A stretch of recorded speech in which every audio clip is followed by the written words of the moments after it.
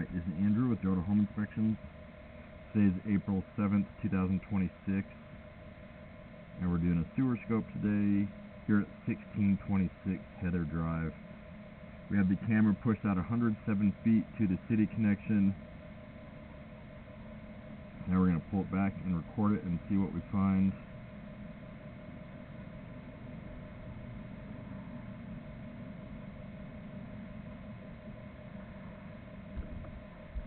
Pretty average length of a sewer line.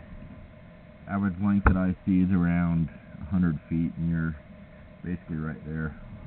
You're going to notice a little bit of standing water.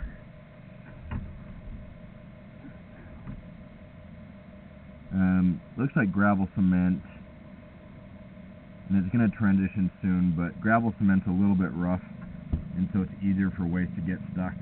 And so you want to avoid putting wet wipes down the line or excessive amounts of grease, oils, fats. This is the standing water I mentioned, and so it's a little flat right there. I went underwater for just a minute, just a few feet. Back underwater here, starting at about 99 feet. Coming back out of it at 93. It's a little offset.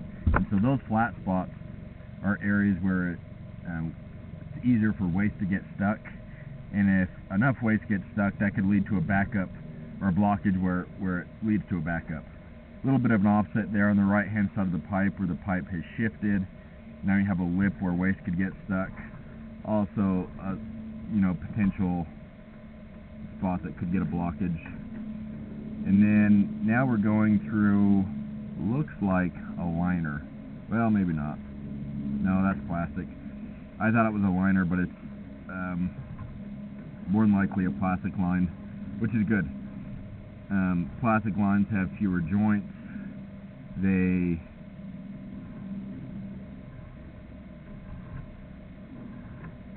are smoother than some of those older lines.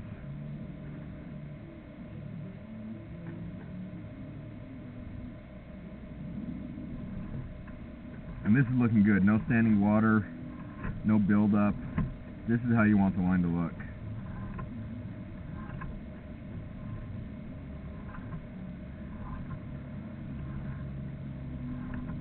Plenty of houses of this age have clay lines, which are a lot more problematic. You do have some of that gravel cement, but for the most part it looks like plastic, which is good. Little bit of an offset there, a little bit of a lip.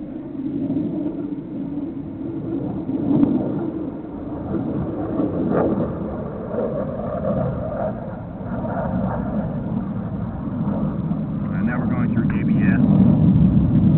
One issue with some of the older ABS of this age is that the fluid can have a tendency of separating and leaking inside the house. There's not a way to really see that visually with the basement being finished, but that is something to be aware of.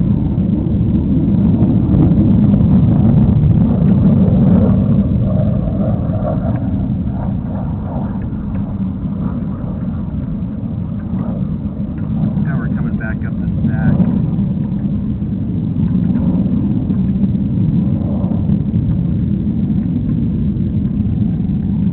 So really overall it looks like the line's performing mostly how you want it to. You have a little bit of standing water, and really the only way to permanently fix bad grade is to dig it up and re-slope it.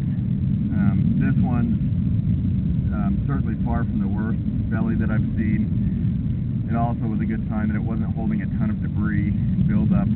But you do want to be careful, avoid wet wipes, don't put a ton of grease down the line. Nothing down the line that doesn't absolutely need to go down the line. And you could get insurance on the line, and that would help offset the cost. If it did back up, they could come clear it for you. But this one is, I'd say, a minor to moderate belly. Honestly, I'd say probably minor is how I describe it. I'm going to end this recording now.